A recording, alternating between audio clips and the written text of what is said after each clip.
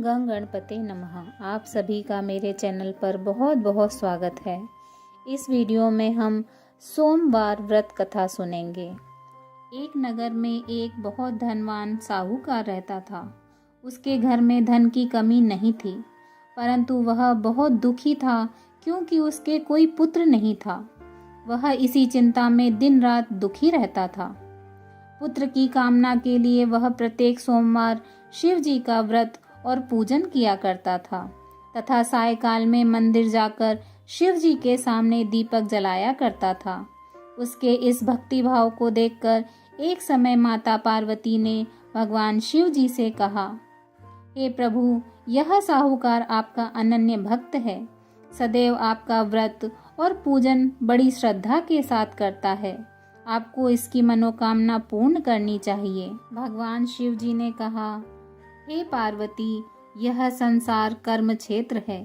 किसान खेत में जैसा बीज बोता है वैसी ही फसल काटता है।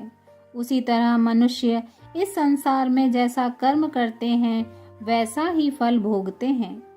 माता पार्वती ने अत्यंत आग्रह से कहा, स्वामी, जब यह आपका अनन्य भक्त है और अगर इसको किसी प्रकार का दुख है तो उसे आपको अवश्य दूर करना चाहिए।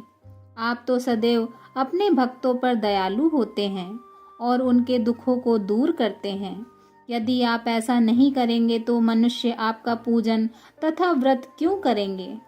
माता पार्वती का ऐसा आग्रह देख भगवान शिव जी कहने लगे, हे पार्वती, इसके कोई पुत्र नहीं है, इसी चिंता में यह अति दुखी रहता है।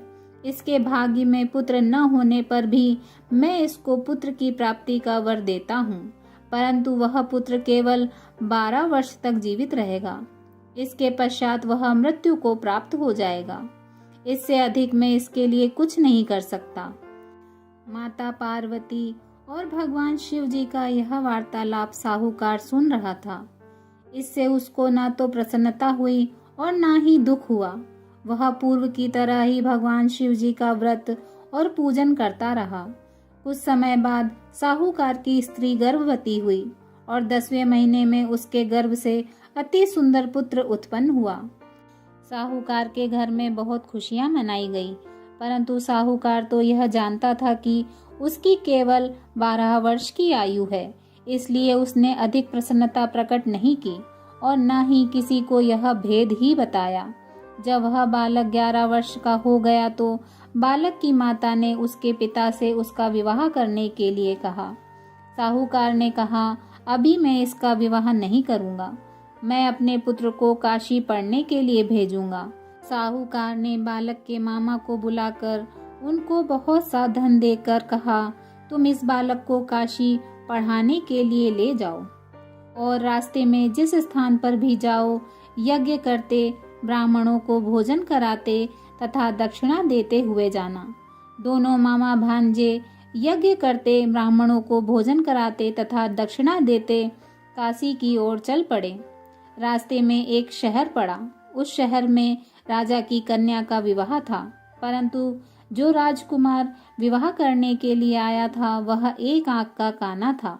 उसके पिता को इस बात की बड़ी चिंता थी कि कहीं राजकुमार को देख राजकुमारी तथा उसके माता पिता विवाह में किसी प्रकार की अड़चन पैदा न कर दें। जब उसने सेठ के अति सुंदर लड़के को देखा तो मन में विचार किया कि क्यों न द्वारचार के समय इस लड़के से वर का काम चलाया जाए।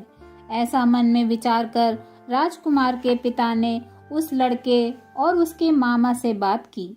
वे राजी हो गए। फिर उस साहूकार के लड़के को वर के कपड़े पहनाकर तथा घोड़ी पर बैठाकर कन्या के द्वार पर ले गए। सभी कार्य प्रसन्नता से पूर्ण हो गया। राजकुमार के पिता ने सोचा कि यदि विवाह कार्य भी इसी लड़के से करा लिया जाए तो क्या बुराई है। ऐसा विचार कर लड़के और उसके मामा से कहा, यदि आप फेरो और कन्यादान के काम को भी करा दें तो आपकी बड़ी कृपा होगी। मैं इसके बदले आपको बहुत सारा धन दूंगा। दोनों ने इसे सहर्ष स्वीकार कर लिया। विवाह कार्य बहुत अच्छी तरह से संपन्न हो गया। सेठ का पुत्र जिस समय जाने लगा तो उसने राजकुमारी की चुनरी के पल्ले पर लिख दिया, तेरा विवाह मेरे साथ हुआ है, परंतु जिस राजकुमार के साथ तुमको भेजेंगे वह एक आंख का काना है। मैं काशी पढ़ने जा रहा हूँ। सेठ के लड़के के जाने के पश्चात राजकुमारी ने जब अपनी चुनरी पर ऐसा लिखा हुआ पाया तो उसने काने राजकुमार के साथ जाने से मना कर दिया। उसने अपने माता पिता को सारी बात बता दी और कहा कि यह मेरा पति नहीं है, मेरा विवाह इसके साथ नहीं हुआ। जिसके साथ मेरा विवाह हुआ है वह तो काशी पढ़ने गया है। राजकुमारी के माता पिता ने अपनी कन्या को विदा नहीं किया और बारात वापस चली गई। उधर सेठ का लड़का और उसका मामा काशी पहुंच गए। वहां जाकर उन्होंने यज्ञ करना और लड़के ने पढ़ना शुरू कर दिया। जब लड़के की आयु 12 साल की हो गई, उस दिन उन्होंने यज्ञ रचा रखा था। लड़के ने अपने मामा से कहा, मामा जी आज मेरी तबीयत कुछ ठीक नहीं है। मामा ने कहा, अंदर जाकर सो जाओ। लड़का अंदर जाकर सो गया और थोड़ी देर में उसके प्राण निकल गए। जब उसके मामा ने आकर देखा कि उसका भांजा मृत पड़ा है तो उसको बहुत दुख हुआ।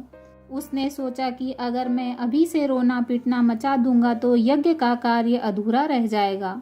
अतः उसने जल्दी से यज्ञ का कार्य समाप्त करवाकर ब्राह्मणों के जाने के बाद रोना पीटना शुरू कर दिया। संयोगवश उसी समय भगवान शिवजी और माता पार्वती उधर से जा रहे थे। जब उन्होंने जोर जोर से रोने की आवाज सुनी तो माता पार्वती जी कहने लगी, स्वामी कोई दुखिया रो रहा है, इसके कष्ट दूर कीजिए। जब भगवान शिवजी और माता पार्वती वहां पहुंचे तो उन्होंने पाया कि वहां एक लड़का मृत पड़ा है। माता पार्वती कहने लगी, स्वामी यह तो उसी सेठ का लड़का है जो आपके वरदान से उत्पन्न हुआ था। भगवान शिवजी ने कहा, हे पार्वती इसकी आयु इतनी ही थी, वह यह भोग चुका है। माता पार्वती जी ने कहा, हे स्वामी इस बालक को और आयु दो, नहीं तो इसके माता पिता तड़प तड़प कर मर जाएंगे। माता पार्वती के बार बार आग्रह करने पर भगवान शिव जी ने उसको जीवन का वरदान दिया। भगवान शिव जी की कृपा से वह लड़का जीवित हो गया। भगवान शिव जी और माता पार्वती कैलाश पर्वत को चले गए। शिक्षा पूर्ण होने पर वह लड़का और उसका मामा उसी प्रकार यज्ञ करते, ब्राह्मणों को भोजन कराते तथा दक्षिणा देते अपने घर की ओर चल पड़े। रास्ते में उसी शहर में आए जहां उसके लड़के का वहां की राजकुमारी से विवाह हुआ था। वहां आकर उन्होंने यज्ञ आरंभ किया। उस लड़के के ससुर वहां के राजा ने उसको पहचान लिया और महल में ले जाकर उसकी बहुत आवभगत की। बहुत से दास दासियों सहित आदर पूर्वक अपनी राजकुमारी और जमाई को विदा किया। जब वे अपने शहर के निकट आए तो मामा ने कहा कि मैं पहले तुम्हारे घर जाकर तुम्हारे माता पिता को खबर कर कर आता हूँ। जब उस लड़के का मामा घर पहुंचा तो उसने देखा कि लड़के के माता पिता घर की छत पर बैठे थे। उन्होंने यह प्रण कर रखा था कि यदि हमारा पुत्र सकुशल लौट आया तो हम राजी खुशी नीचे आ जाएंगे, नहीं तो छत से गिरकर अपने प्राण दे देंगे। उस लड़के के मामा ने आकर जब यह समाचार दिया कि आपका पुत्र आ गया है, तब उनको विश्वास नहीं आया। उसके मामा ने शपथ पूर्वक कहा कि आपका पुत्र अपनी पत्नी तथा बहुत सारा धन साथ लेकर आया है। तो सेठ प्रसन्नता से भर उठा। सेठ सेठानी आनंद पूर्वक नीचे आए। बाहर आकर उन्होंने अपने पुत्र तथा उसकी पत्नी का भरपूर स्वागत किया। सभी प्रसन्नता के साथ रहने लगे। जो कोई सोमवार के व्रत को धारण करता है अथवा इस कथा को पढ़ता या सुनता है, उसके सब दुख दूर होकर उसकी समस्त मनोकामनाएं पूर्ण होती हैं तथा इस लोक में नाना प्रकार के सुख भोग कर अंत में सदाशिव के लोक को प्राप्त होता है। बोलिए भगवान भोलेनाथ की जय। ओम नमः पार्वती पते हर हर महादेव।